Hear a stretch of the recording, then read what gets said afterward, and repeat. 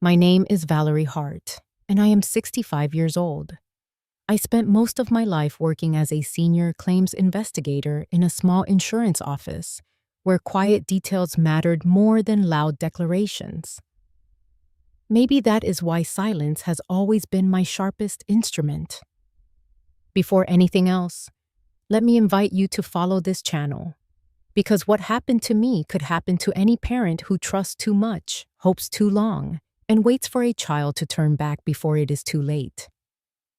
My story begins on an evening that looked gentle enough to fool even me. The dining room was glowing with candlelight when everything fell apart. The table was set for a quiet anniversary dinner, the kind with soft music drifting along the walls. Crystal glasses sparkled, silver cutlery waited untouched, and guests murmured polite compliments about the roast.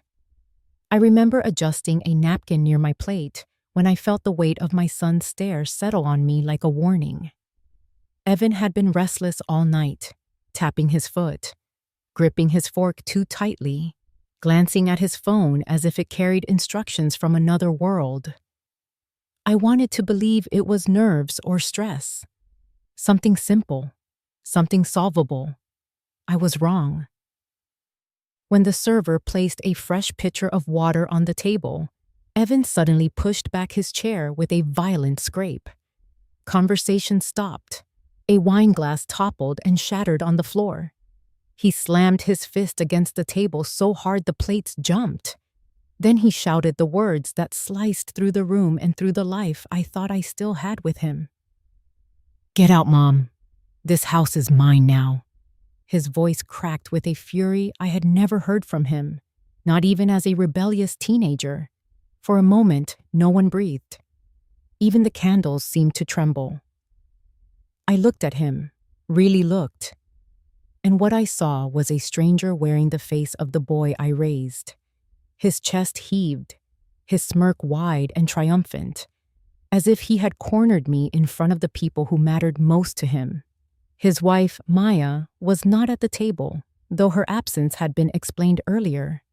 My husband, Richard, stared at Evan with a mix of confusion and dread. Guests exchanged worried glances. I felt the air tighten around us like a rope. I could have argued with him, could have defended myself or pleaded, but mothers learn something over time. Sometimes the quietest action is the most powerful answer. So I stood up slowly, steadying my hands on the back of my chair. Every eye in the room followed me. Evan leaned back, satisfied, convinced he had won something he did not fully understand. I reached into my bag with deliberate calm and pulled out a thick manila folder, the same one I had guarded for months, while waiting for the moment when truth would be necessary rather than optional. His smirk faltered, just slightly, but it was enough for me to continue. The folder felt warm in my palms, almost alive with the weight of everything I had discovered, everything I had endured, everything I had chosen to protect. I placed it on the table, right where the candlelight touched the edges. Evan's eyes narrowed. A flicker of uncertainty crossed his face.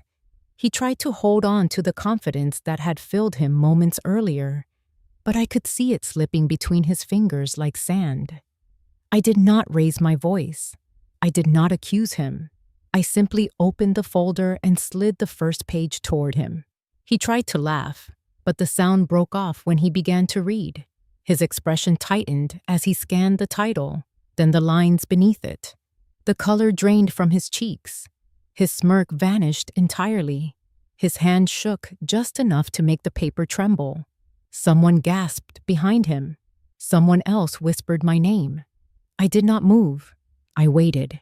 I had waited 3 long years for this moment, and I was not going to rush it. He looked up at me with a mixture of disbelief and fear. The same fear a man feels when he realizes the ground beneath him has never been solid. He opened his mouth as if to protest, then closed it again when his eyes returned to the document.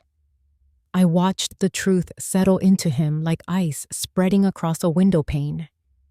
His anger could not protect him anymore. His pride could not rewrite what was in front of him. The room had fallen so quiet I could hear the faint crackle of the candles. Richard slowly reached for my hand under the table. Carol, my sister, pressed her fingertips to her lips. A guest dropped a fork, the small metallic sound echoing louder than expected.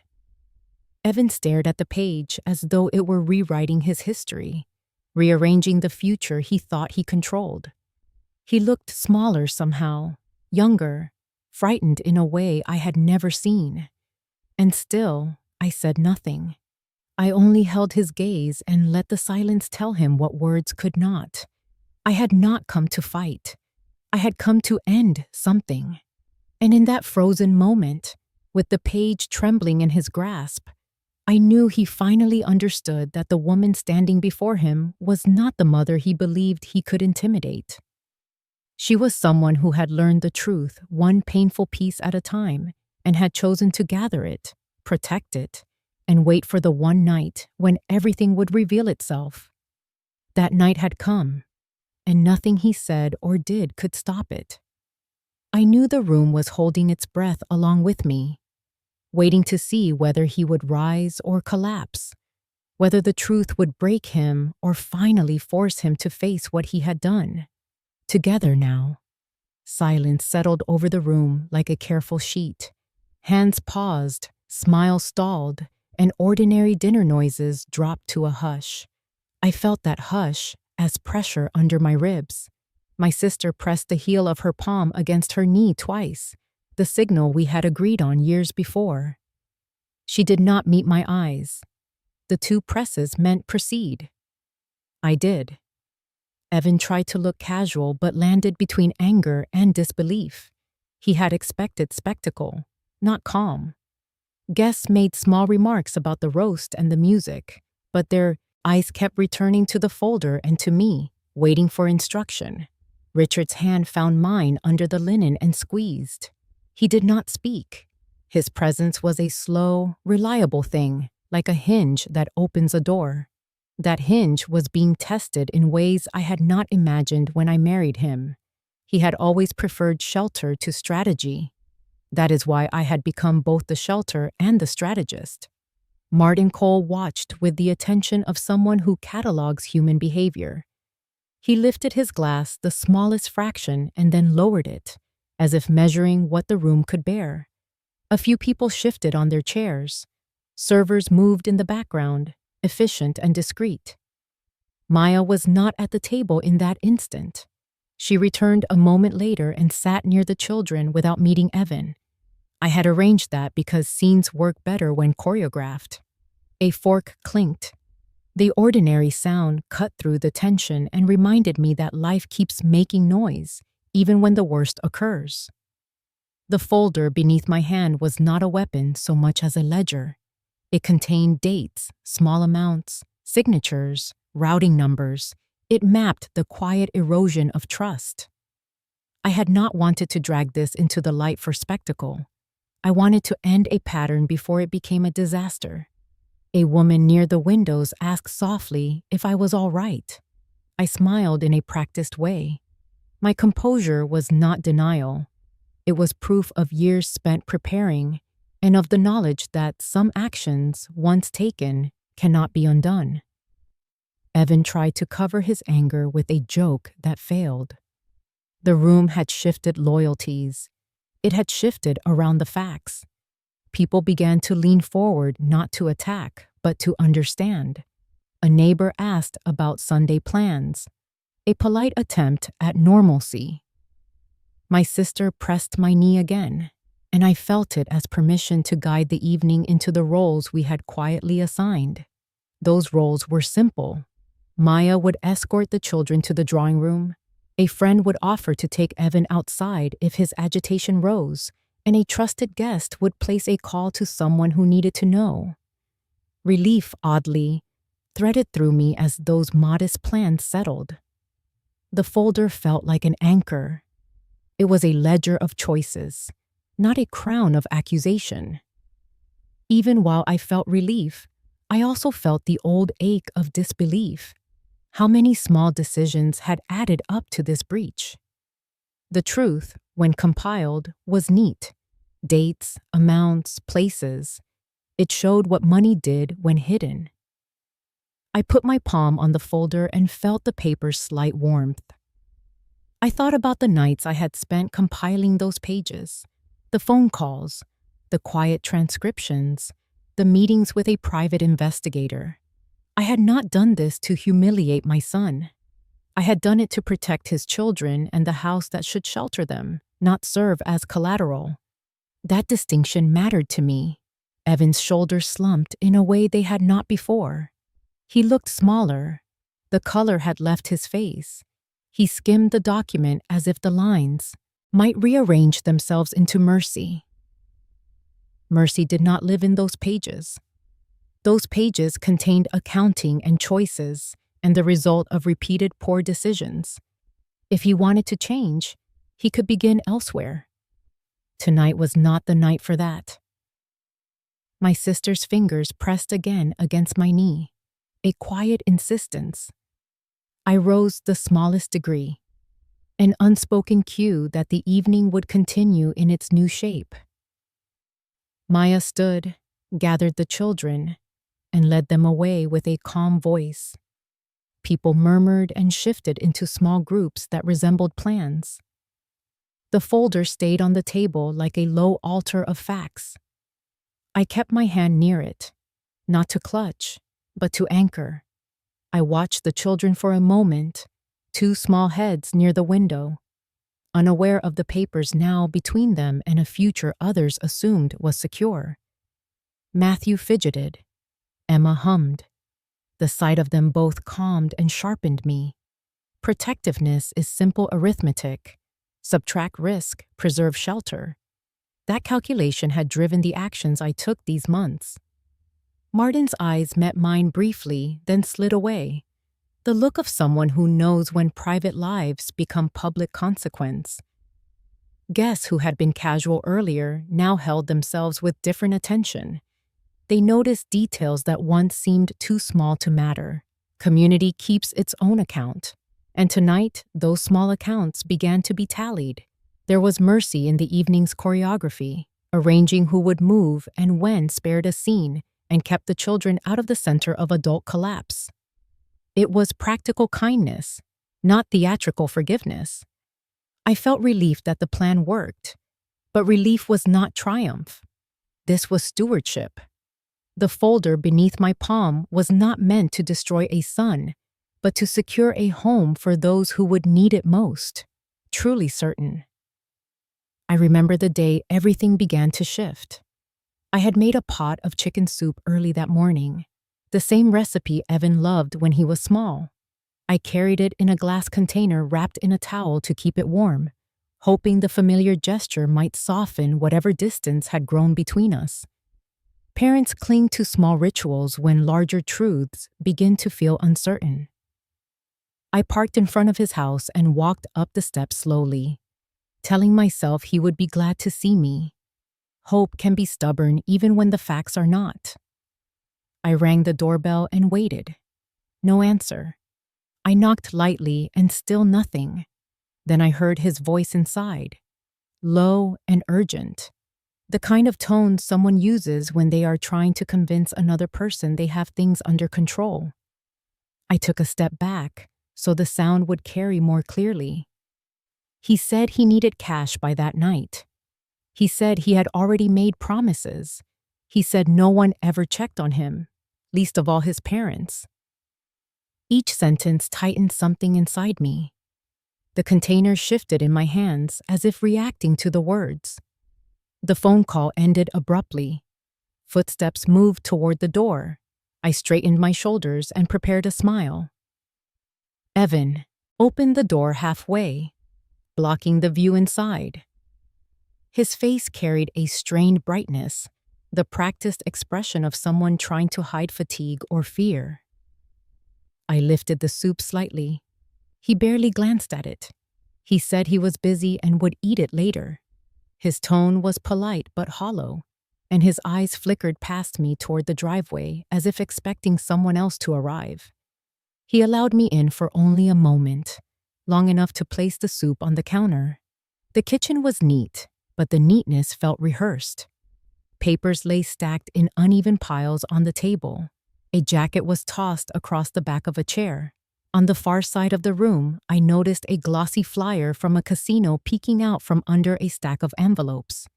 Before I could look closer, Evan moved quickly to cover it with a magazine. His gestures were too sharp, too defensive. My experience in claims had taught me how to read small movements. They rarely lied. I asked if something was wrong. He said no, but the word came out too fast. He touched my shoulder and guided me toward the door, insisting he had a meeting. I felt dismissed, not with anger, but urgency. The kind that hints at something far more complicated than a busy schedule. When he closed the door behind me, I stood on the porch longer than necessary. The container of soup sat unseen inside, cooling in a house filled with secrets. I walked to my car slowly. The sky was bright, the kind of bright that makes ordinary neighborhoods glow with false security. I sat behind the wheel and let the silence thicken. I replayed the words I had overheard. He needed cash. He had obligations. He believed we never checked. The sentences slid together into a shape I did not want to name yet. I rested my forehead against the steering wheel and breathed slowly until the sting behind my eyes settled. I started the engine and drove without thinking, following a familiar route until I reached a small cafe near the river. I ordered tea and chose the table by the window where the afternoon sun softened the room. The server asked about my family. I smiled and said everyone was fine. Sometimes we speak the truth as we wish it were. I cupped the warm mug between my hands and watched the river move with steady purpose, a reminder that even quiet things can carry force. As I sat there, I remembered Evan as a child bringing me small puzzles to solve. He used to say, I always figured things out. Life has a way of testing whether we still carry the skills we once relied on. The more I considered his behavior, the more the pieces began to align. The casino flyer, the rushed phone call, the restless eyes, the dismissive smile, all of it formed a line pointing in one direction. Still, I was not ready to draw conclusions. Conclusions carry responsibility, and responsibility forces action. I drove home just as the light began to fade. The house felt too still when I walked inside. Richard asked how Evan was. I said he seemed tired. It was easier then, explaining the tension I had felt in the doorway or the fear that hummed beneath his calm exterior. I set my keys on the counter and looked at the empty space where my own son's future once seemed simple.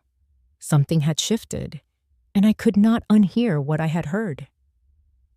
Later that evening, when the house was quiet, I sat at the kitchen table with a notepad. I wrote down the sentences I remembered from his phone call. I listed the details I had seen, the expressions, the movements, the things he had tried to hide. The page looked harmless, but I knew it marked the beginning of something far more serious. Patterns begin with small entries, quiet observations, subtle changes. Once they form, they are difficult to ignore. I touched the edge of the notepad and felt a heavy certainty settling in my chest. Care without clarity becomes enabling, and I had enabled far more than I realized. I could not pretend everything was fine. Not anymore. That afternoon had shown me a side of Evan I had hoped never existed. I wished the soup had reached him the way it once did, but warmth cannot cure what truth reveals. I looked at the notes and knew I would need to follow the facts, no matter where they led or how painful the journey became. I knew what must come next. I sat at the dining table that night with the notepad still open, the ink barely dry from the notes I had written. Richard walked into the kitchen with the slow, careful steps I had learned to recognize over years of shared life. He sensed when something was wrong even before I spoke, and that evening his awareness hovered around me like a quiet shadow. He pulled out a chair and sat across from me, elbows on the table, waiting for me to say what I had been holding inside since the afternoon. I lifted my eyes and met his. I began by telling him about the phone call I had overheard, about Evan's voice tight with urgency, about the words he had spoken with no idea I stood only feet away. Richard listened without interrupting. When I mentioned the casino flyer, he closed his eyes briefly, bracing for a storm he hoped would never come. I told him everything, including the way Evan hurried me out and the restlessness in his eyes. I spoke softly, not out of fear, but out of the weight of what the pieces meant when placed together. Richard rubbed the bridge of his nose. He asked if I was sure. It was an honest question. I told him I wished I were wrong, but the signs had grown too clear to ignore. He looked down at the table, fingers tapping once, twice, a gesture he made only when torn between love and reason. When he lifted his gaze, I saw the softness of a father still reaching for explanations that no longer existed. I reached for his hands. I told him why I hadn't confronted Evan immediately, why I hadn't demanded the truth on the porch. Desperation makes people unpredictable, and pride bends reality. If Evan was involved with dangerous habits or dangerous people, pushing him too soon could make everything worse. We needed clarity.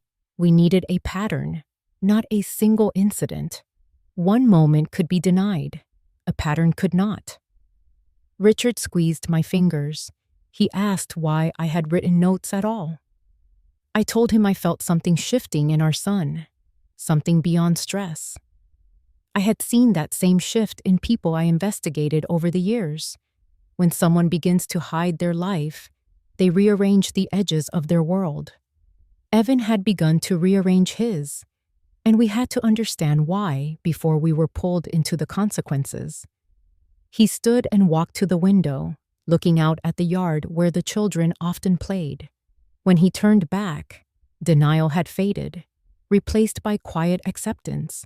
He asked how long we might need. I told him I didn't know.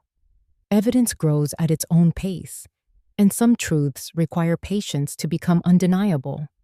He sat again and placed his hand on the notepad. He said he trusted me, that I had always seen details he overlooked. If I believed waiting was right, he would follow that path with me. The relief I felt was not triumph, but steadiness. We were aligned, two parents facing a reality neither wanted but both recognized. I told him we needed to be careful, that Evan might sense our concern and hide more. Richard nodded slowly. He asked if we should involve anyone else. I shook my head. Not yet. Not until we knew what we were dealing with. The clock ticked softly. Richard read the lines I had written and exhaled deeply. He asked what I feared most. I told him I feared losing Evan to choices that could not be undone, feared the impact on the children who trusted him completely, and feared that if we acted without care, we might push him further toward the edge we hoped to pull him back from. Richard reached for my hand again. He said we would face this together. We sat in the quiet kitchen, the notepad between us, the air thick with a mixture of love, dread, and resolve. The decision settled with the certainty of a door closing. We would wait. We would watch. We would gather what we needed to protect our family. And when the time came, we would act out of necessity and love for the ones most vulnerable to the consequences of Evan's choices. I sat back in my chair and let the silence deepen. Richard asked if Evan understood the danger he was creating. I told him I doubted it. People in trouble often believe they can outrun consequences. They imagine one more chance will fix everything, but trouble grows roots. Once those roots take hold, pulling away becomes almost impossible. Richard nodded slowly, wishing Evan had come to us earlier. I wished the same. He asked what my next steps would be. I told him I would keep notes, watch for patterns, and verify anything that felt out of place.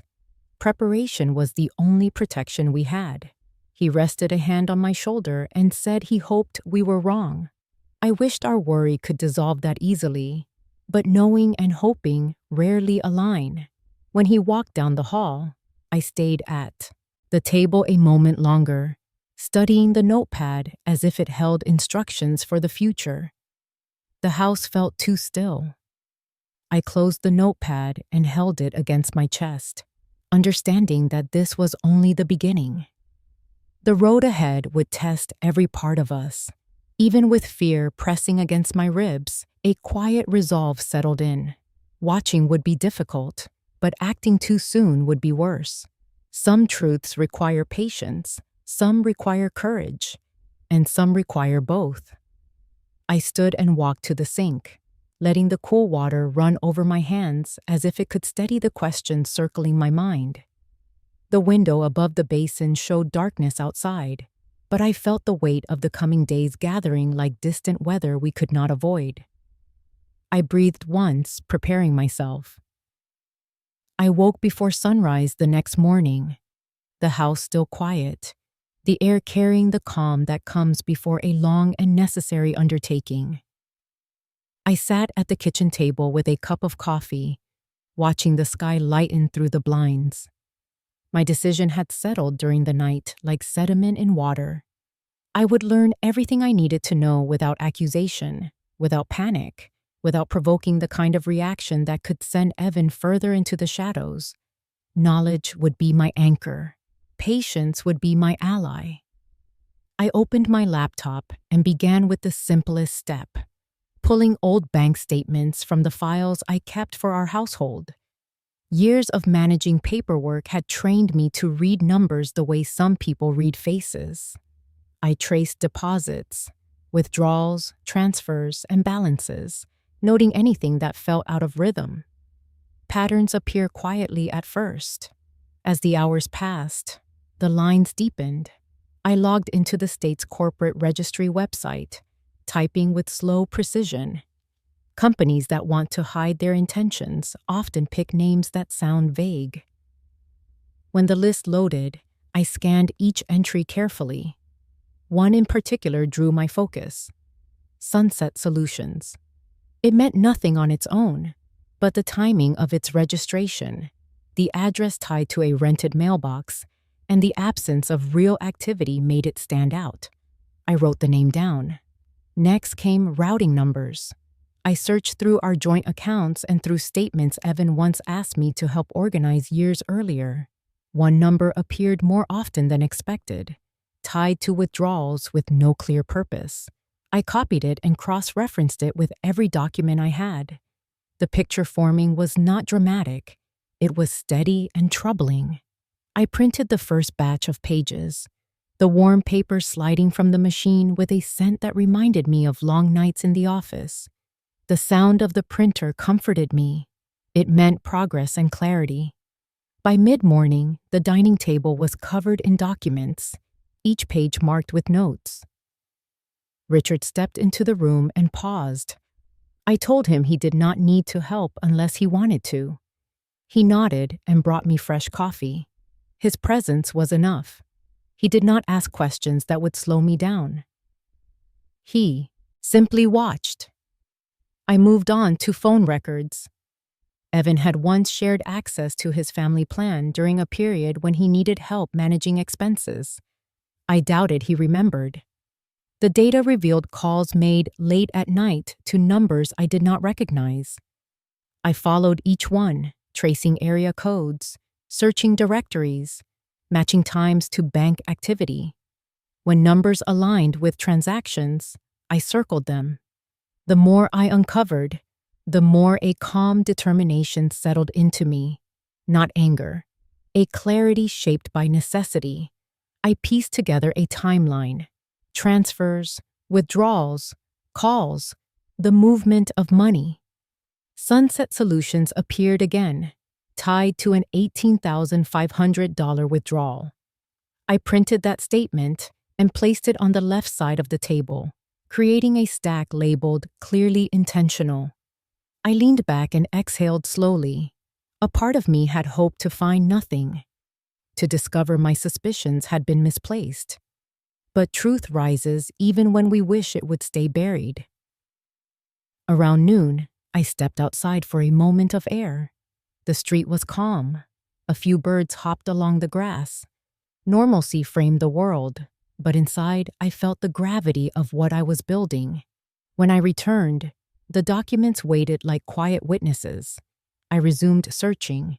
I found a purchase for a watch far beyond Evan's means, made during a week when he claimed to be short on funds. I added it to the spreadsheet. Each piece meant little alone. Together, they formed a map that reflected the voice I had overheard. By early afternoon, I had a folder half full. I labeled it and set it beside my laptop. The folder felt heavier than paper. I knew this was only the beginning. Information without structure becomes clutter, so I arranged each section by type: financial records, communication logs, registered entities, unexplained expenses. Richard returned and placed a hand on my shoulder. I told him I was all right. The words were partly true. He asked if I needed anything. I told him I needed time.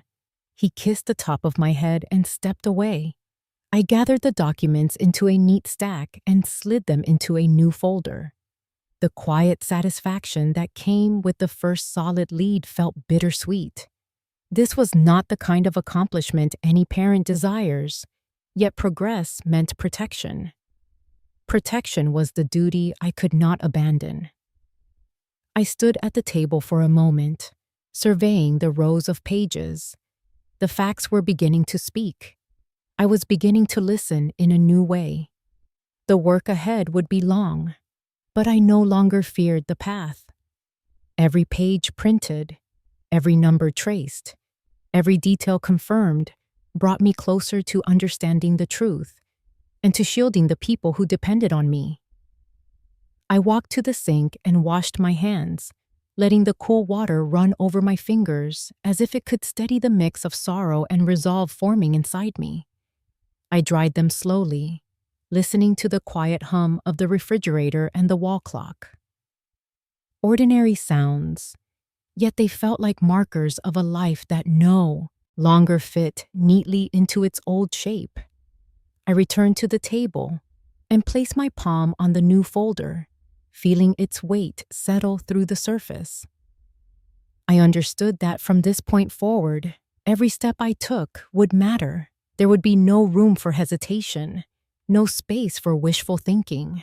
I would follow the information wherever it led, even if it meant confronting truths that would break my heart.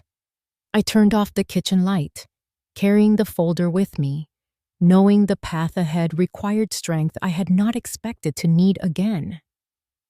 Maya showed up at my door on a rainy afternoon, her hair damp, her eyes swollen, her fingers gripping the strap of her bag as if it were the only thing keeping her upright.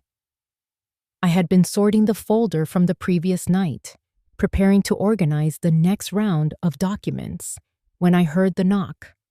The sound was soft, almost hesitant, but something in it carried urgency.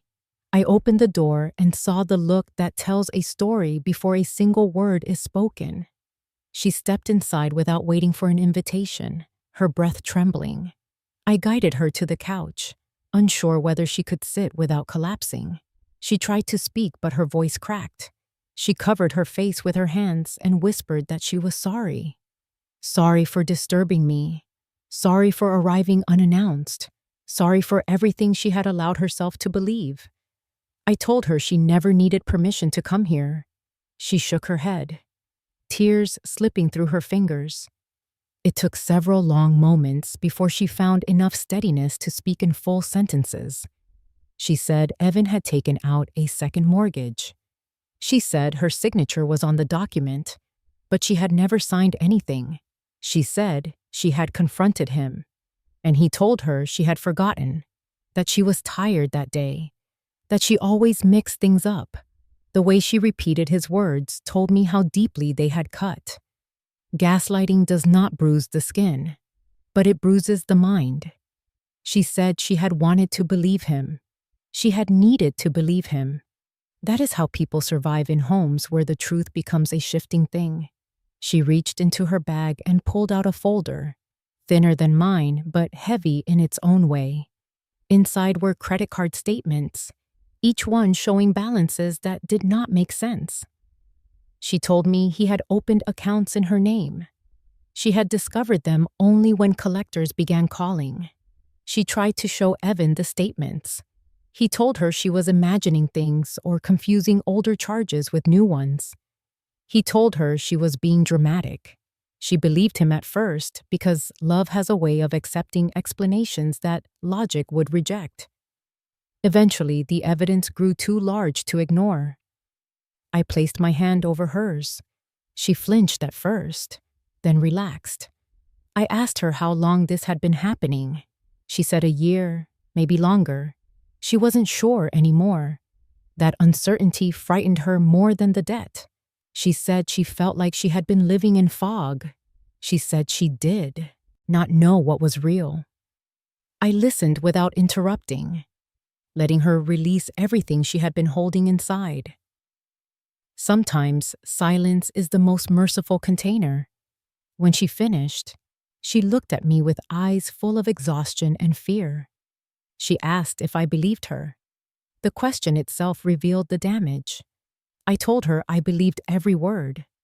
A person does not come undone like this unless they have been pushed past their ability to hold their world together. She lowered her head and cried harder, a quiet, shaking release that came from deep inside. When the tears slowed, I stood and walked to the cabinet where I kept my own folder. I brought it to the coffee table and placed it next to hers. She looked at it, confused. I opened the cover and turned the pages one by one. Bank statements, transfers, phone records, business registrations, deposits that made no sense, withdrawals that matched the dates of her credit card charges. Her eyes widened as she followed the trail. She covered her mouth with both hands. She whispered that she had suspected something but never imagined the scale. She said she thought the problem was her memory, her attention, her stress. She had blamed herself for mistakes that were not hers. I told her that people who manipulate others depend on confusion. They thrive in it. They feed on it. Once clarity enters the room, their power cracks. She stared at the documents as though they were translating her life back into a language she could understand. I told her she was not alone. She looked at me with a mixture of relief and disbelief. Her shoulders slumped, the way a person's shoulders fall when they carry a weight they did not realize they were allowed to set down. I asked if the children had seen any of this. She said no. She had shielded them from every argument, every bill, every collector's call. She had whispered reassurances at night, telling them everything was fine while knowing it wasn't. The guilt in her voice was deep. I told her guilt belonged to the one who created the danger, not the one trying to survive it. We talked for a long time. She told me about nights when Evan disappeared without explanation, about mornings when he avoided her eyes, about excuses that grew thinner with each passing week. She said she had tried to protect the marriage, hoping the man she once trusted would return. But the man she trusted had become someone else, someone unpredictable, someone who made decisions that placed everyone at risk. When she finished, she asked what I planned to do. I took a breath and told her the truth. I had been gathering information for months and intended to continue, not to punish him, but to protect the people who relied on him. I told her that confronting him without preparation would only make matters worse. She nodded slowly, absorbing the reality she had resisted for so long. I told her I knew someone who could help, an attorney who understood the kind of entanglements families fall into when truth becomes fractured. She hesitated, afraid of what involving another person might mean. I told her involvement was not betrayal. It was protection. She asked if she could trust this attorney. I told her yes. I reached for my phone and dialed the number. When the line connected, I introduced her to Laura, the one person I knew could translate our growing certainty into something legally grounded. Maya listened quietly as I explained the situation in measured detail. Laura asked a few questions, her tone calm and steady. She said she would help. She said she would guide us through each step. She told Maya she was not at fault. I watched Maya's shoulders lift, as if hearing those words gave her back something she had lost. When I hung up the phone, Maya leaned back against the couch. She looked at me with a new expression, one that held both fear and the first small hint of strength. I told her she did not need to decide everything today. She only needed to breathe, to rest, to hold on to the knowledge that clarity had finally begun. She nodded, wiping her eyes. For the first time since she arrived, she looked steady, not healed, not whole, but steady. Marcus Hale arrived at my house 2 days later, stepping onto the porch with the quiet certainty of a man who had spent most of his life listening more than speaking. He removed his hat the moment I opened the door, a gesture that felt both old-fashioned and deeply respectful. His presence steadied the air around us. I had hired him years ago for a community case that required delicacy, and he had earned my trust with the kind of integrity that does not need introduction. When he stepped inside, he glanced at the folders on the dining table, his eyes narrowing with the calm focus of someone who understood the shape of an unfolding truth. I poured him coffee while Maya sat on the couch, her hands clasped tightly, unsure whether she should stay or leave. Marcus gave her a small nod, letting her know she belonged in the room as much as either of us. He asked me to start from the beginning, so I described the phone call I'd overheard, the documents I had collected, the changes in Evan's behavior, and the second mortgage forged in Maya's name. Marcus listened without a single interruption, absorbing every detail as if storing each one in a quiet vault. When I finished, he opened a worn notebook and asked a few questions, not to challenge us, but to understand the precise contours of what we were facing. He spoke slowly, telling us that patterns like these rarely existed in isolation. He had seen them in gamblers who spiraled, in people who borrowed from the wrong hands, in those who believed they could keep danger at bay through cleverness alone. His voice carried no judgment, only recognition. He said he would begin by tracing Evan's recent movements and verifying the names and numbers in our folders. Maya looked relieved, as if the presence of a steady witness gave her space to breathe. After he left, I felt a mixture of gratitude and dread. Gratitude for the clarity his involvement would bring. Dread because clarity often removes the last comfort of uncertainty. That afternoon, I reorganized the folders again, labeling one for Marcus, one for Laura, and one for myself. I felt like someone preparing for a storm with no clear forecast. Later that week, the second person stepped into our story, Nina Park. She arrived in the mid-afternoon, her shoulders hunched, her gaze fixed on the ground. She had worked as Evan's assistant 2 years earlier, a young woman who always seemed capable and efficient, with a bright future in the company.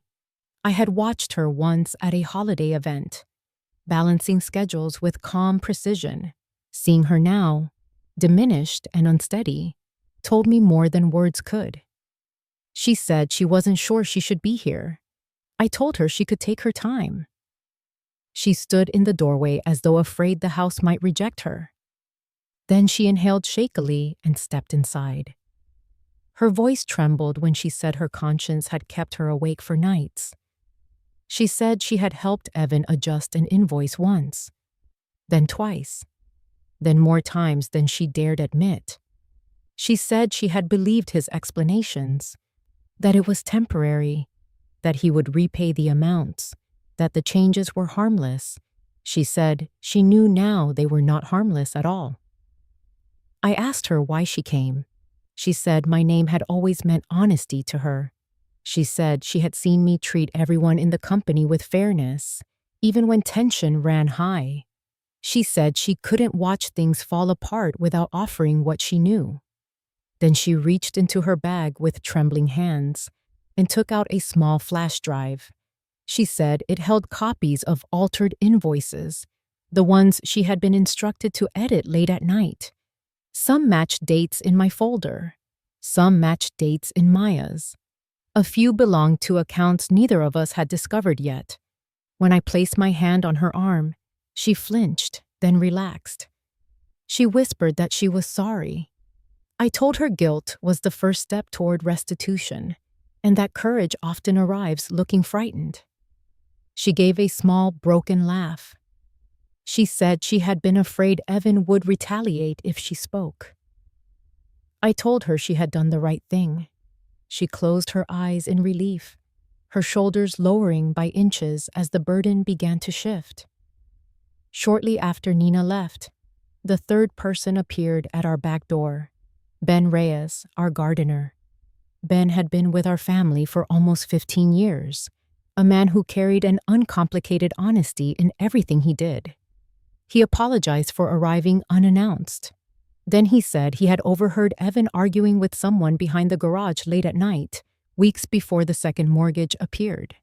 Ben said Evan had sounded panicked. He said he heard phrases like, "I'll get it," and "just give me time." He said he stayed out of sight because he did not want to intrude, but the memory had stuck with him, a splinter he could not ignore. He told me he had debated whether to mention it at all. But when he heard I had been looking into certain matters, he felt he owed it to the family. He stood with his hat in his hands, his posture humble but resolute. I thanked him for his honesty. He said honesty was the least a man could offer when a house he cared for began to tremble. His words stayed with me long after he walked down the path. That evening, as I sat at the dining table with the 3 new accounts, Marcus's investigation, Nina's confession, and Ben's observation, I felt the momentum shift. The picture was no longer scattered fragments. It had become a shape, the kind of shape that casts a long shadow. My hands rested on the table as the sun lowered through the windows, turning the documents gold. Each page carried a piece of truth, numbers, signatures, timestamps, the quiet testimonies of people who had been pulled unwillingly into the wake of Evan's decisions. I realized then that the storm was no longer approaching. It was already here, swirling around us in the form of people whose lives had been touched by choices he thought he could hide. I closed my eyes and breathed, not out of fear, but out of the realization that I was not alone in this anymore. The truth had begun to gather its witnesses, and witnesses, once awakened, rarely fall silent again. The next morning, I spread every document across the dining table the way a surgeon prepares instruments before an operation. Light from the window fell across the pages, catching the edges of bank statements, phone logs, business registrations, and handwritten notes. I felt a steadiness settle inside me, the kind that comes when all the scattered pieces of a long-held worry begin aligning into something structured. I lifted the manila folder Marcus had left and placed it beside my own. It felt like placing 2 halves of the same truth next to each other. I began with the financial records, drawing slow lines with a pen as I matched dates and amounts from different statements. Transfers that once felt isolated now formed a sequence, each echoing another. The name Sunset Solutions reappeared across several pages, tied not just to Evan's account, but to a pattern of withdrawals that grew steadily larger over time. I wrote each date on a separate sheet, building a timeline that stretched across months. The numbers did not lie. They rarely do. They simply waited for someone patient enough to follow them. Next, I opened the folder Marcus had compiled. He had sorted his findings with careful precision. Time-stamped photos from a casino entrance, copies of security reports, and notes about sightings that aligned with Evan's late-night calls. One photo held my attention longer than the rest. Evan stood near a row of slot machines, his posture tense, his hand gripping his phone as though seeking instruction. The expression on his face was not pleasure or celebration. It was strain. A kind of burden people carry when they gamble with more than money. I placed the photo beside the bank activity for that same night and marked both with a red pen. I moved to the next section, the invoices Nina had given me. Each one showed adjustments made late in the evening, amounts shifted subtly enough that they might have escaped ordinary notice. But subtle changes repeated over time formed their own kind of confession. I compared them to Evan's messages and found that several edits occurred within minutes of calls he had made to the same unfamiliar numbers. The more connections I found, the heavier my chest felt, as though knowledge itself carried weight. Maya joined me at the table, carrying a notebook of her own. She sat quietly, watching as I traced lines from one document to another. I showed her how the altered invoices aligned with credit card charges taken out in her name. She covered her mouth with her hand and stared at the pages as if they were rewriting her memories. I told her she was not imagining anything. She nodded, absorbing the validation with a quiet sadness that felt both painful and strengthening. Richard brought us tea and stood behind our chairs, reading without speaking. He had begun to understand the scale of what had been happening, and though it pained him, he no longer tried to defend the version of Evan he wished still existed. He pointed to a number on one statement and asked if it repeated elsewhere. It did. I wrote it down. His contribution was gentle, but it mattered. We were learning to move as a unit. Once we had organized every page, I opened a fresh binder and arranged the materials by category. First came the bank statements, then the phone logs, then the invoices, then the photographs, then the records of the second mortgage. When I finished, the binder felt like the spine of a story no one wanted to tell, but everyone needed to understand. I placed it in the center of the table, and we all stared at it for a long moment. I called Laura, the attorney, and explained what we had compiled. She listened carefully, asking precise questions about dates, names, and accounts. I could hear her pen moving in the background, the sound soft but sure. She said the documentation was more organized than she usually saw in cases like this. She said the consistency between the financial records and the testimonies from Nina and Ben gave our findings strong foundation. She asked me to bring everything to her office the next morning. Before ending the call, she told me something that stayed with me long after I put down the phone. She said patterns like these, once fully documented, carry a force that cannot be ignored, not by the people involved and not by the agencies that oversee such matters. She told me we had built more than suspicion. We had built certainty. When the call ended, I sat still, letting her words settle into the room. I continued the work through the afternoon, labeling each section with a clear heading so anyone could follow the sequence without confusion. The more organized the binder became, the more certain I felt that preparation, not confrontation, was the only path forward. At times, I paused and closed my eyes, letting the quiet settle around me. Each time, I reminded myself this was not about punishing Evan. It was about protecting the ones who relied on him without knowing the danger his choices had created. As the day faded, I reviewed the final page, a collection of notes from last-minute edits Evan had instructed Nina to make. The timing was recent, more recent than I wanted to believe. Whatever he was involved in, it was no longer slowing down. It was accelerating. I highlighted the dates and added them to the timeline. The line stretched farther than I expected, reaching into the present with a kind of urgency that made my hands tighten on the pen. When the binder was complete, I closed it gently. The cover clicked into place with a soft sound that felt final.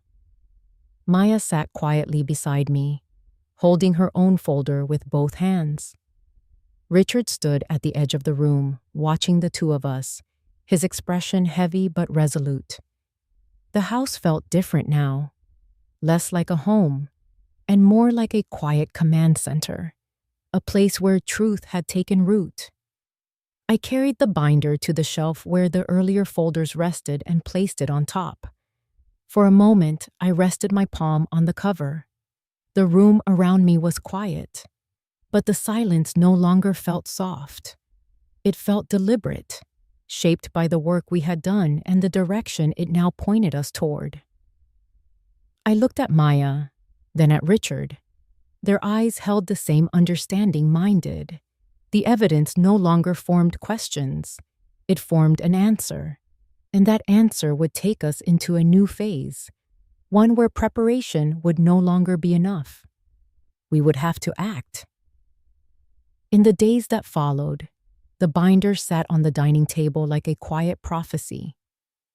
Every time I walked past it, I felt a pull in my chest, a reminder that truth, once gathered, demands to be faced. But the truth was not finished revealing itself. It began to surface through cracks Evan could no longer control, cracks wide enough for the danger he had been hiding to spill through. It started one night just after 10. I was in the kitchen rinsing dishes when I heard shouting outside, sharp enough to slice through the walls. At first, I thought it was a neighbor, but then I heard Evan's voice, strained, bargaining, frantic. I stepped quietly toward the living room window and pulled the curtain back just an inch.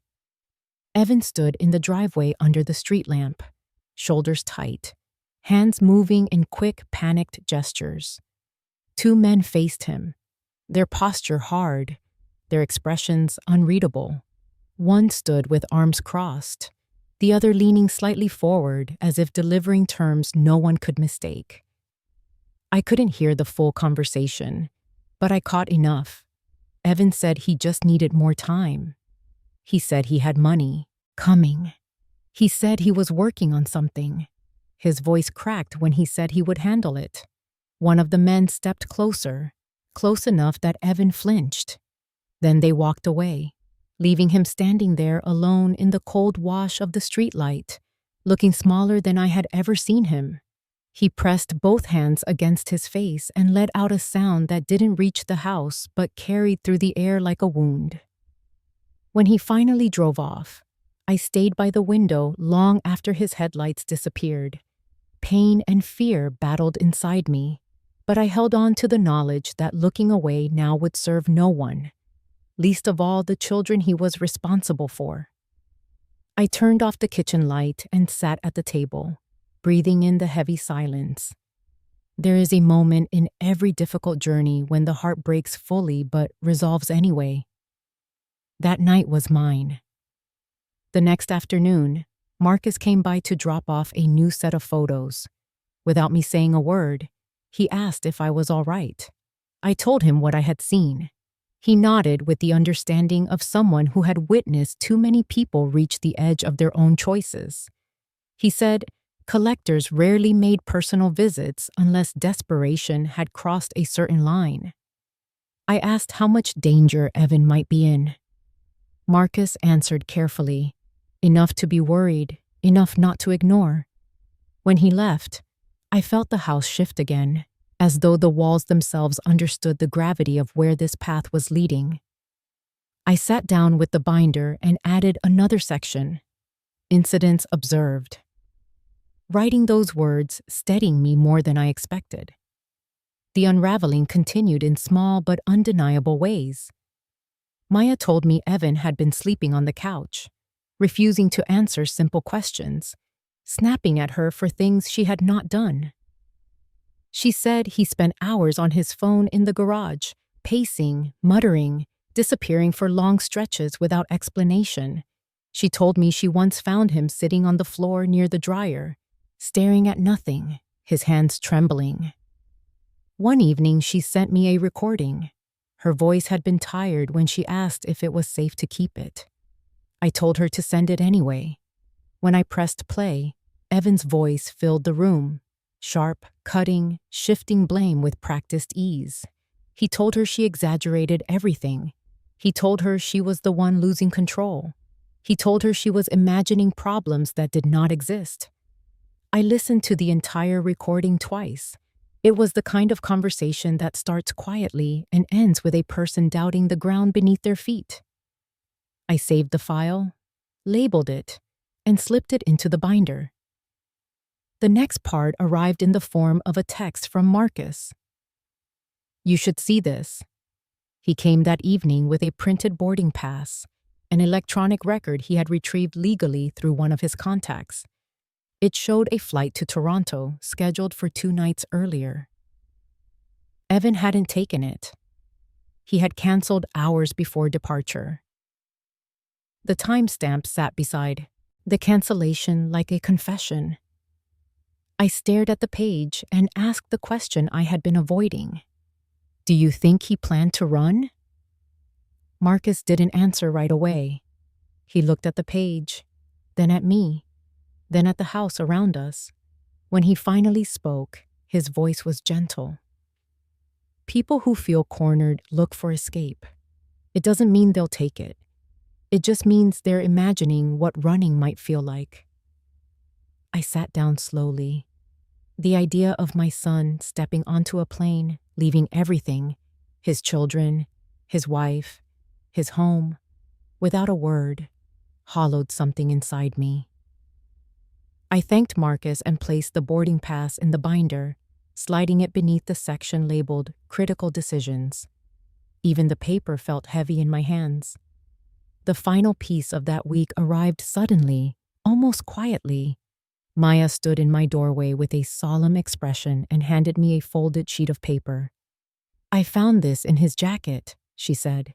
Inside was a note scribbled hastily on the back of a receipt. It looked like a man arguing with himself. Phrases crossed out. New ones scrawled beneath them. Words like insurance, worth more gone, no other way. My chest tightened as I read it. Whatever he had considered, he had abandoned. But the thought alone was enough to chill the blood. I placed the note carefully into the binder. By the end of the week, the binder had transformed from a collection of observations into a portrait of a man sinking under the weight of decisions he could not undo. And yet, painfully, I could see that he was not cruel by nature. He was frightened, lost. He had reached for solutions that promised escape and delivered ruin. It was not an excuse, but it was part of the story and part of what made the coming choices heavier. That night, after everyone had gone to bed, I sat alone in the living room with the binder open on my lap. The house was quiet, but the silence carried a different kind of weight now. A recognition that we were reaching the point where watching was no longer possible. Every page told me the same thing. Evan was drowning, and his panic could pull others down with him. I closed the binder slowly, holding it with both hands. For a moment, I let myself feel the grief fully. Grief for the boy I raised, for the man he had become, for the path he had walked so far from the one we dreamed for him. Then I steadied myself. There are moments in every mother's life when love requires clarity, not softness. This was one of them. I remember the evening with a clarity that still feels sharp in my chest. The house was quiet, the kind of quiet that settles only after a long day of carrying truths no one wants to speak aloud. I had cleaned the kitchen slowly. wiping the counter again and again, even after it was spotless, needing the rhythm of movement to keep my thoughts from sinking too deeply. The binder lay closed on the dining table. The lamp above it cast a soft circle of light, leaving the rest of the room in a muted glow. I heard the door open without a knock. Only one person in my life entered that way. I didn't turn immediately. I dried my hands, folded the towel, and placed it on the counter. When I finally looked up, Evan stood in the doorway, his shoulders hunched, his face drawn tight as if he'd aged years in a single week. He didn't greet me. He didn't smile. He just watched me with eyes that searched for something familiar in a world that no longer felt safe. I told him he could come in. My voice was calm, too calm maybe, but calm was the only thing I had left to offer. He stepped forward slowly, closing the door behind him. His movements were careful in ways I didn't recognize, as though he expected the house itself to reject him. He lingered by the edge of the kitchen, hands in his pockets, eyes drifting to the floor. He said he had been driving without direction. He said he didn't know where else to go. I nodded, letting him speak. He told me he missed family dinners. He told me he felt misunderstood. He told me too many people had turned against him and he didn't know why. His words came out soft, almost gentle, an imitation of the boy he once was. But something underneath them trembled, a man holding on to the edges of a crumbling facade. I listened. I didn't interrupt. When he paused, I asked if he wanted tea. He nodded. I filled the kettle and lit the small burner, letting the faint hiss fill the silence between us. I felt him watching me, the careful attention of someone trying to guess what the other person knows. His breathing slowed, then quickened, then settled again. He told me he was sorry if he'd seemed distant. He told me he'd been under stress. He told me he'd made mistakes, but nothing as serious as people were saying. He painted himself as a man overwhelmed, not a man hiding. The words were crafted like a soft cushion, meant to catch the fall of whatever truth he feared I might already hold. I let him speak until the kettle began to hum. I made 2 cups of tea and set them on the table. He sat across from me, his hands cupped around the mug, though he didn't drink. His eyes lifted, searching mine. He asked if I believed he was still a good person. The question hung in the air. It wasn't what he wanted answered. What he wanted was reassurance that I hadn't seen enough to stop trusting him. I held his gaze and said nothing. Silence revealed more than any words could. His fingers drummed lightly on the mug.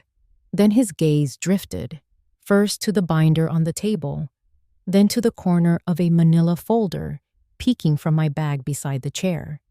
I noticed the moment awareness struck him. His shoulders drew tight, and his eyes sharpened with a mix of alarm and calculation. He asked what I was working on. His tone tried to sound casual, but a tremor cut through the words. I told him I was organizing documents, nothing more. He tried to smile. It wasn't convincing. He leaned back in his chair, lifting one foot as if to stretch. But I knew the gesture. He was trying to angle his view toward the folder. His voice softened. He asked if I had been worried about something. I told him I had always worried, because that is what mothers do. He nodded slowly, as if trying to decide whether my answer meant safety or danger. His eyes flicked toward the binder again. This time he stared longer, long enough that I could see the moment he recognized the neat labels on the spine. He asked if he could see what was inside. The question was too light, too practiced. I shook my head gently. I told him it wasn't the right time. His jaw tightened. Not visibly, not dramatically, just enough that a mother would notice. He looked down at his hands, then up again. His expression flickered, something soft collapsing into something fearful. He tried to recover, He reached for the old familiar charm he used to rely on as a boy, the half smile, the tilt of his head, the gentle attempt at warmth. He told me he missed talking to me. He told me he knew he had made choices I didn't approve of. He said he wanted a chance to fix things.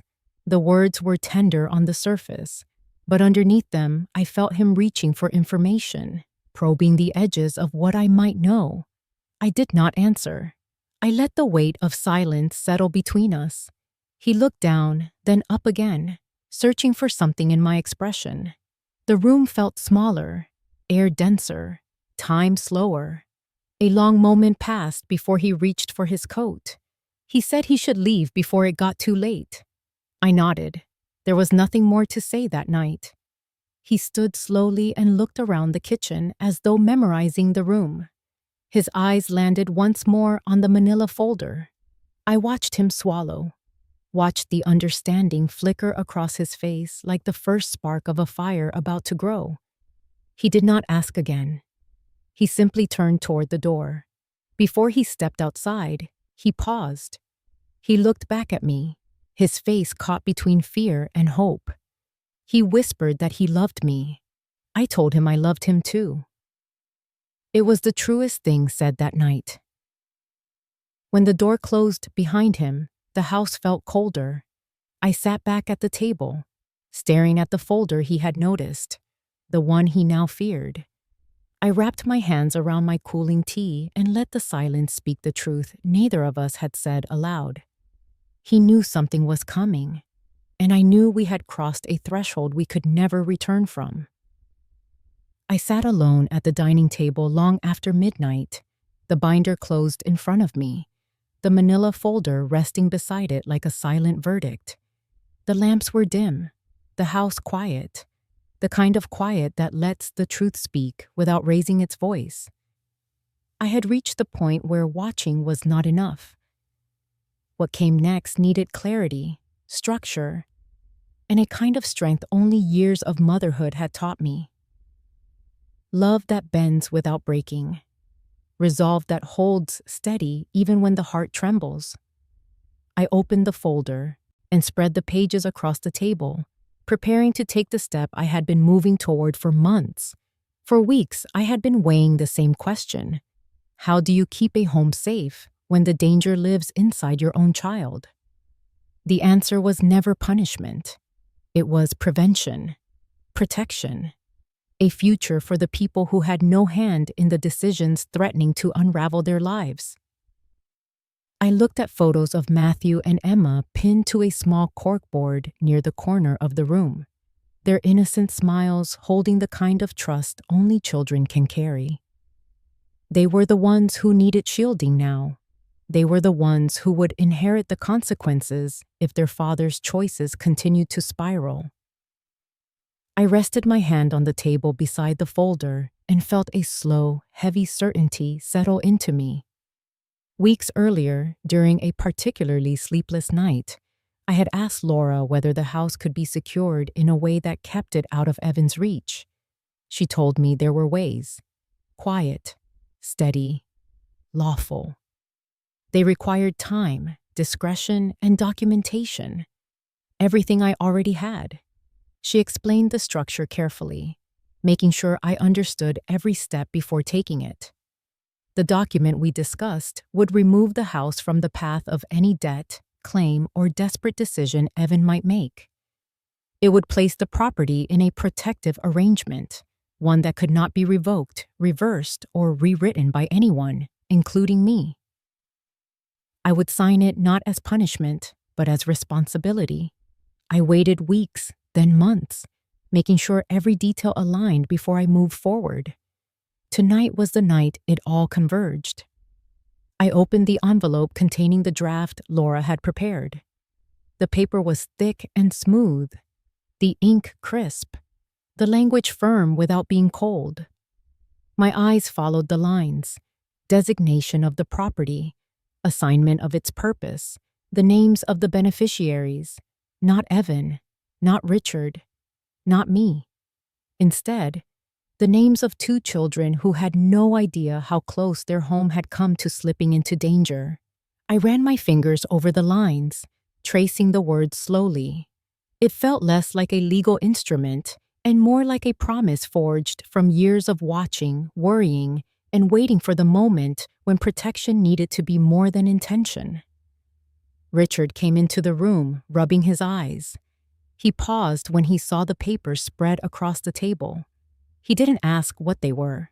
He already knew. He walked over and sat beside me, placing a hand on my shoulder. His touch was gentle, steady, and weighed down by the same mixture of sorrow and resolve I felt. I asked him if he was ready. He said he was. His voice held a tremor, but not hesitation. We had both loved our son for nearly 4 decades. Love hadn't changed, but the shape of responsibility had. He read the document carefully. His eyes lingered on the children's names, softening with gratitude and grief. For a moment, he pressed his thumb against the edge of the paper, as if measuring the cost of the decision. Then, he looked at me and nodded. We signed together, our names flowing across the page with the unmistakable finality of a door closing to protect those inside.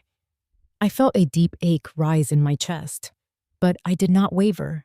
The truth was simple. Love without boundaries becomes destruction. Tonight, we built the boundary. When the notary arrived the next morning, I greeted her with a calmness that surprised even me. She reviewed the documents, checked our signatures, verified each witness section, and affixed her seal with quiet efficiency. The sound of her stamp pressing onto the paper echoed softly through the room, final and unshakable. She handed me the completed set of documents, now legally binding, now recorded in the system that made them immovable. She offered a polite smile, unaware of the storm these pages would eventually reveal. When she left, I held the folder in both hands, feeling the weight of it settle into my bones. That afternoon, I drove to the county office to file the deed transfer. The building was busy, filled with people carrying burdens of their own. I waited in line with the folder pressed against my chest, feeling every second stretch into something heavier. When my turn came, I handed the papers to the clerk. She stamped them, scanned them, and slid them back with a soft smile, unaware of how deeply her simple action reshaped the future of my family. The transfer was complete. The house was no longer vulnerable. The children had a place secured in their name, untouched by their father's decisions. Driving home, I kept one hand on the wheel and one on the folder beside me. The sun dipped low, casting gold across the windshield. I felt something shift inside, a mixture of relief and grief woven into a single, steady breath. I had not taken anything from Evan. I had simply ensured he could not lose what did not belong to him. The truth was painful, necessary, unavoidable. When I returned home, I placed the folder in the drawer where I kept the most important documents, the ones meant to protect rather than accuse. I sat at the table and let the quiet settle. The house felt different, safeguarded in ways invisible to the eye, but unmistakable to the heart. I rested my hands flat against the wood and closed my eyes. This decision would change everything. It would anchor the confrontation that was coming. It would be the moment when Evan realized his choices had consequences no charm could soften and no excuse could bend. But for now, there was only the quiet and the knowledge that I had done what a mother must do when love requires strength rather than softness. I rose from the table, the folder secured, the future set in ink that could not be undone. The next time Evan tried to claim what he believed was already his, he would discover the truth written on the very first line of the document he had no idea existed. The restaurant was warm with candlelight, the kind of glow that softened edges and made even the most uncomfortable gatherings look pleasant from the outside. But inside, beneath the murmur of polite conversation and the clink of silverware, Something pulsed like a quiet storm waiting to break. It was supposed to be a family dinner, a gesture towards civility after weeks of widening distance. Evan had insisted on it, claiming we all needed a fresh start. I agreed, not because I believed him, but because I knew the moment had finally arrived. The document sat in my bag, the binder resting beside my chair, each page prepared for the truth he had worked so hard to hide. We were seated at a long table near the back, away from the large windows. Richard sat beside me, his expression composed but heavy. Maya arrived a few minutes later, her face pale but steady, carrying a quiet resolve that had blossomed in her over the last few weeks. She greeted us softly, then took her place across from me. She looked tired, but no longer fragile. I felt a quiet pride settle in my chest. Evan came in last, fashionably late in a way that used to charm people, but now only revealed his unraveling. His hair was unkempt, his shirt slightly wrinkled, his smile worn thin. He greeted everyone with exaggerated warmth, hugging Maya too tightly, clapping Richard on the back, squeezing my shoulder as though we were all actors in a play he still believed he could direct. But beneath the forced cheer, I saw the flicker of fear in his eyes. He had sensed the shift in me during our last conversation. Tonight, that shift would reveal itself fully. The meal began with small talk: weather, work, a new school program for the children. Evan tried to keep the tone light, but his laughter came too loud, too sudden. He was trying to keep control of the room, the way a drowning man tries to tread water.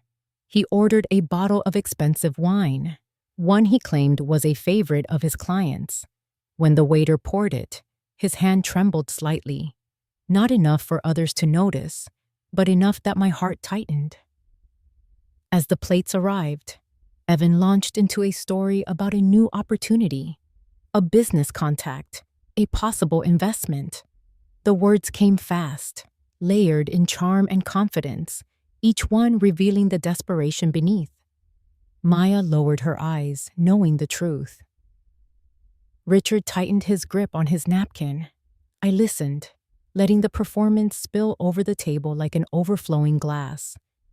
When the main course was served, I placed my hand on the manila folder beside me. Evan noticed the motion. His eyes flicked downward, just for a second, but the second was enough. His voice faltered. He cleared his throat. He tried to continue, but the thread of the story unraveled in his hands. I leaned forward slightly. "Evan," I said, my voice calm, steady, "I think we should talk about something important." The room paused, not loudly, just subtly, the way rooms do when tension shifts the air. Evan forced a smile. "Mom, this isn't the time. We're having dinner. I opened the folder. The first page slid onto the table with quiet finality. A bank statement. One of many. His eyes snapped to it. The color drained from his face. The restaurant lights seemed to dim around him. Richard lifted a second document and placed it beside the first. A transfer linked to Sunset Solutions. Maya set down a third. An altered invoice Nina had provided. The table transformed from a dinner setting into a carefully laid out truth he could not escape. Evan stared at the documents, blinking as though the pages might rearrange themselves into something less damning. His breathing quickened. What is this?" he whispered. I did not raise my voice. I didn't need to. "This is your life," I said. "Your choices, and the danger you've brought into this family." He looked at Maya, then at Richard, then back at me. "You don't understand," he said, his voice cracking. "I can fix this. I just need time." I placed another page onto the table. A printed photo Marcus had taken outside the casino. Evan on his phone, panic etched across his face. He recoiled as if the paper burned him. You had someone follow me? You left us no choice, Richard answered quietly. Evan's voice rose. You're turning everyone against me. You don't know what I'm dealing with. Maya lifted her chin. We do know. You made sure we had to know. For a moment, Evan looked like the boy he once was. Frightened, overwhelmed, hoping for someone to rescue him from himself. But then anger surged. He pushed back his chair, standing abruptly enough to jolt the table. A few guests nearby turned their heads. You're trying to ruin me, he spat. You're all trying to strip away everything I've worked for. I kept my eyes on him. My voice stayed calm. The only thing being taken tonight is the illusion that you can keep doing this without consequences. He laughed, harsh and frantic. You can't take the house. You can't take anything that's mine. My hand moved to the final document, the one he had not seen, the one that would end the argument before it began. I slid it forward. He leaned over it, eyes scanning the title. His face went still, completely still. Irrevocable trust. Hart family residence, he read aloud. His voice was barely a whisper. His eyes dropped to the next line. Beneficiaries, Matthew Hart and Emma Hart. His breath caught. The transformation was immediate and devastating. The confidence, the defiance, the anger, all fell away, leaving only fear, raw, unguarded fear. You put the house in their name? He choked. Without telling me? You told me to pack my bags, I said quietly. You told me the house was yours. You were wrong. His knees weakened. He reached for the table to steady himself, and then the moment broke. A hand appeared on his shoulder. Detective Lena Ortiz. She spoke with calm authority. Evan, Hart, you need to come with us. He shook his head slowly, disbelief spreading across his face. No, this isn't happening. Mom, please. But the officers had already stepped closer. The cuffs clicked shut, a sound that echoed through the room like a door closing permanently. A few guests gasped. Others stared. Richard bowed his head. Maya held her breath. I didn't move. I didn't speak. I simply watched my son be led away, my heart splintering and steady all at once, because the truth had finally arrived. And it had brought its own consequences. The restaurant doors swung shut behind Evan, and for a long moment, the entire room seemed to hold its breath. The music continued faintly through the speakers. The soft clatter of dishes resumed in distant parts of the dining hall, but the space around our table remained unnaturally still. It was the kind of quiet that follows an earthquake. Everything looks the same, yet nothing is. I stared at the door he had just been taken through, the last trace of his voice lingering like a fading echo. My son, my greatest joy, my deepest heartbreak. Detective Ortiz gave us a brief nod before stepping out with the officers. One of them paused to collect the stack of documents that had spilled across the table. Records, statements, photographs. All now official pieces of the story that would no longer belong solely to us. Maya sat frozen, her hands clasped tightly in front of her. Richard stared at the candle flickering in front of him, his face a portrait of grief carved into restraint. The conversations around us resumed slowly. Guests whispered behind their napkins, glancing in our direction. Some looked sympathetic, others curious, some quietly horrified. A few, the ones who had heard enough of Evan's raised voice and frantic tone, appeared unsurprised. Entire rooms can read a truth even before it's spoken aloud. A woman from a nearby table approached hesitantly. She introduced herself as someone Evan had worked with years ago. Her voice trembled when she said she was sorry for what had happened. I thanked her gently, knowing she meant well, but I could not absorb sympathy yet. My heart was still trying to settle into the shape of what had just occurred. Maya broke the silence first. Her voice was soft, unraveling. "I didn't want it to end like this," she whispered. "I knew it would happen eventually, but I never thought I'd see it like this." I reached for her hand. She gripped mine with the strength of a woman who had been holding herself together far too long. "It had to end," I said quietly, "not because we wished harm on him, because the harm was already happening." Richard lifted his head, eyes red though no tears fell. He spoke in a voice that sounded older than it had hours earlier. "We raised him to be better than this," he said. "Where did we lose him?" Maya shook her head. "You didn't lose him. He lost himself."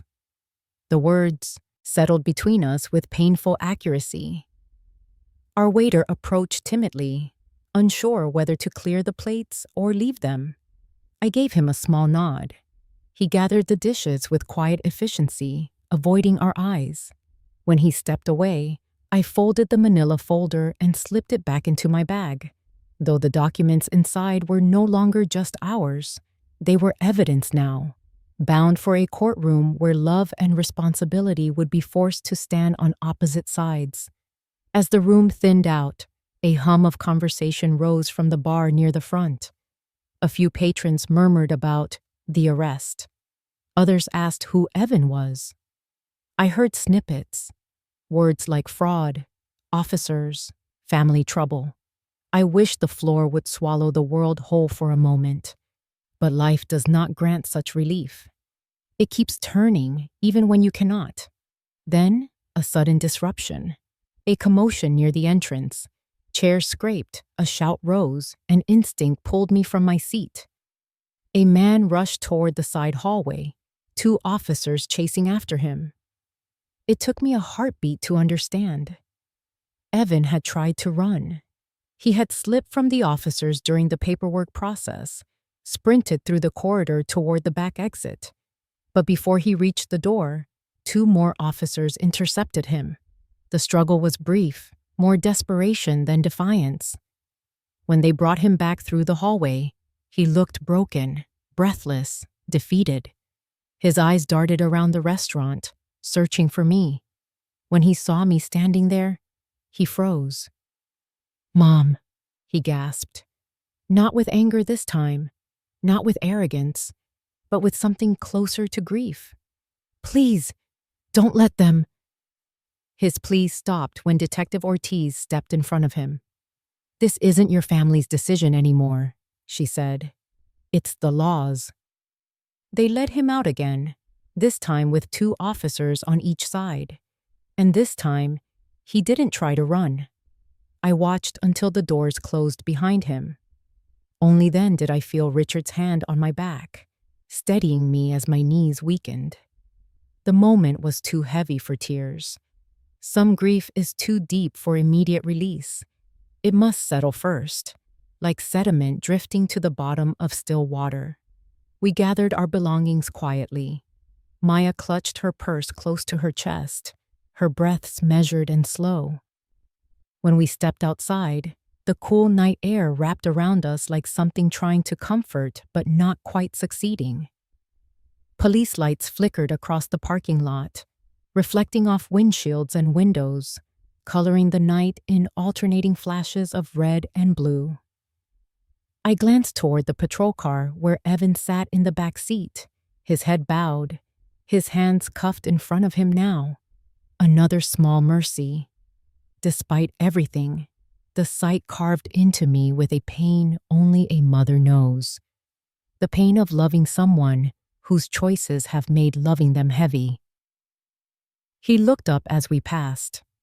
Our eyes met. For a moment, the years rolled back. I saw the boy who once reached for my hand in crowded places, afraid of losing sight of me. Now he was a grown man being driven away because he lost sight of himself. The officers closed the door, and the car pulled away. I stood there long after the taillights disappeared into the night. Maya touched my arm gently. "Let's go home," she said. Home. The word felt different now. Fragile. Earned. Protected at a cost I hadn't wanted to pay. We drove back in silence, each of us sitting with our own private ache. When we reached the house, the porch light glowed softly, the familiar warmth waiting for us like an old friend. I unlocked the door and stepped inside, feeling the weight of the evening settle across my shoulders like a thick blanket. Justice had begun its course, but justice never arrives without consequence. That night, as I stood in the quiet foyer, I realized that healing would take far longer than the arrest. Healing would require truth, time, courage, and the willingness to keep loving even when love no longer felt simple. And the road toward all of that was only beginning. The courthouse smelled faintly of paper, polished floors, and tension, an aroma I had come to recognize from years of handling documents, but never imagined associating with my own child. The morning sun filtered through tall windows, casting long rectangles of light across the hallway as people moved quietly from one room to another. Maya stood beside me, clutching a small folder, her shoulders drawn tight. Richard was on my other side, steady but pale, leaning forward as though bracing himself against a wind no one else could feel. We took our seats in the courtroom, the benches stiff, the air cool. Evan entered minutes later through a side door, escorted by an officer. His wrists were no longer cuffed, but his movements were small, hesitant, stripped of the bravado he once wore so easily. When he looked at us, something flickered in his eyes. Shame, anger, confusion, maybe all three. I held his gaze, not coldly, not softly, just steadily, letting him know I was present but no longer shielded by denial. The judge entered, a woman with silver hair pulled tightly into a bun, her expression unreadable yet not unkind. She reviewed the file in front of her, flipping through pages that once lived in my dining room. Hearing them named aloud: bank fraud, wire fraud, falsified documentation, forged signatures, felt like someone speaking the anatomy of a wound I had stitched together myself. The prosecutor, Alyssa Park, rose first. Her voice was clear and measured as she presented the evidence. She walked the judge through each document with calm precision. The altered invoices Nina had confirmed, the transfers tied to Sunset Solutions, the mortgage fraud involving Maya's forged signature, the photo of Evan at the casino on the night of one of the largest withdrawals. She laid everything down like stepping stones, each one leading directly to the next. There was nothing dramatic about her delivery. That made it more devastating. Then she called Marcus to the stand. He testified simply, without embellishment. He described the timestamps, the surveillance footage, the pattern of late-night visits that aligned with the financial activity. He never once raised his voice. His honesty carried the weight of a man who understood that truth did not require volume. Next was Nina. She approached the stand cautiously, hands trembling slightly. When she spoke, her voice cracked at first. She looked at Evan once, just once, and then lowered her gaze, unable to hold his stare.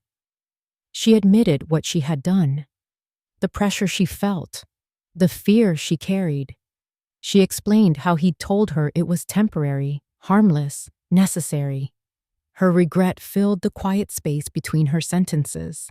When she stepped down, her eyes brushed mine briefly, full of apology and relief. Alyssa asked for a brief recess before calling me. During the break, I sat still, staring at the wood grain on the bench in front of me. Richard placed his hand gently over mine. Maya inhaled deeply, preparing herself for what might come next. I could feel the energy shifting, pulling me forward toward something I could not avoid. When the judge returned, Alyssa called me to testify. The room blurred for a heartbeat as I walked to the stand. I had prepared, but preparation means little when you must speak truth that tears through your own flesh. I took the oath, sat down, folded my hands, and began answering questions. Alyssa asked when I first noticed something was wrong. I told her about the soup, the porch, the phone call that cut through my understanding of who my son was becoming. She asked, Bea, why I waited to act. I explained the danger of confronting someone in crisis without clarity, the need to gather patterns rather than accusations. She asked how long I investigated. I answered honestly, months. She asked if I hated Evan for what he'd done. I said no. I told her hate had no place in this. I told her my actions were rooted in protection, not punishment. When she finished, Derek Bloom, Evan's defense attorney, approached. His tone was sharp but polite. He asked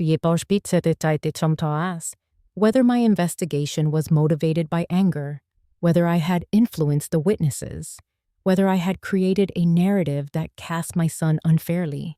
He insinuated that I had been waiting for him to fail. He suggested I had enjoyed the power of gathering evidence. Each insinuation struck deeply, but I remained steady. I told him I wanted my son to be safe. I told him I waited because I hoped I was wrong.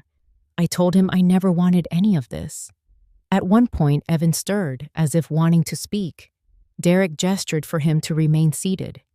The tension in the room grew thick enough to feel across the air. When Derek asked whether I still loved my son, I answered firmly, yes, that is why I'm here. The courtroom fell silent. Even Derek paused. When my testimony ended, I stepped down slowly. Richard touched my back as I passed. Maya squeezed my hand. I sat, breathing carefully, letting the weight lift inch by inch. After closing arguments, the judge deliberated. The room waited in profound stillness, broken only by the rustling of papers and the faint hum of the air vents. Then she returned with her decision. Evan was found guilty on multiple counts. The sentence was 8 years. Maya bowed her head. Richard's shoulders sank. Evan's expression shattered, not with shock, but with the sinking comprehension of someone who finally understood the magnitude of his choices. As the officers prepared to escort him out, he turned toward me. His lips parted as if trying to form an apology. But no words came. Only a hollow, quiet ache passed between us, something too deep for language. Later, after the courtroom emptied and the corridors quieted, a clerk approached me. She held a small envelope addressed in Evan's handwriting. I took it with steady hands, though my heart trembled. At home, I sat at the table where the investigation had begun and opened the letter. It was not an apology. It was a letter filled with blame, accusations that I had betrayed him, that I chose strangers over my own child, that I had taken everything from him. He said I ruined his future. He never mentioned the children. He never mentioned Maya.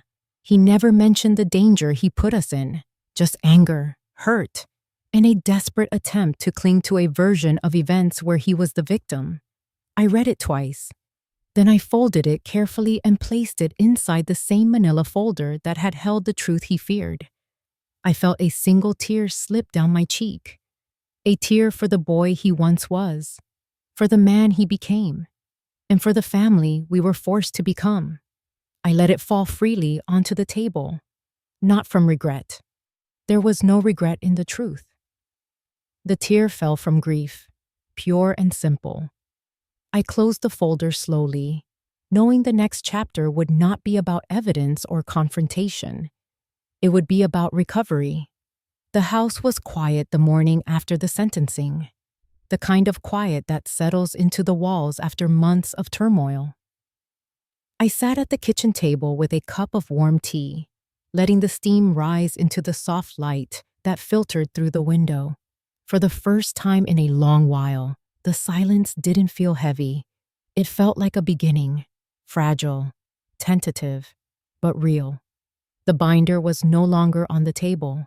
The documents were filed away, the manila folder tucked safely into the drawer where only I could reach it. The weight of evidence had lifted, replaced by the slower work of healing. Maya arrived around mid-morning with the children. Matthew ran through the door first, his backpack bouncing, his voice bright and full of the uncomplicated joy only an 8-year-old can carry. Emma followed, clutching her favorite stuffed rabbit, her steps lighter than I had seen in weeks. Their laughter filled the house, reminding me of everything this journey had been meant to protect. Maya stood behind them, quietly observing as they scattered their shoes by the door. She looked different, still tired, still carrying the echoes of the past year. But there was a steadiness in her eyes that hadn't been there before. We spoke in the living room while the children played outside. She told me she had finally filed the paperwork to change her name back. She said she didn't want her identity tied to the decisions that had nearly destroyed their family. She also told me something that caught me off guard. She had decided to go back to school, to complete the training she once abandoned. She wanted to become a counselor for women navigating financial abuse. She said the idea had been forming quietly for months, but the trial had given it shape. I felt a swell of pride rise in my chest, the kind that comes from watching someone reclaim their future piece by piece. Later in the afternoon, we all walked to the backyard. Richard had repaired the old swing set earlier that week, tightening bolts, sanding the wooden seats, adding fresh coats of paint. The children squealed when they saw it, climbing on without hesitation. The sound of their laughter drifted through the warm air, blending with the rustle of leaves overhead. Watching them, I felt something loosen inside me, a knot I hadn't noticed tightening day by day.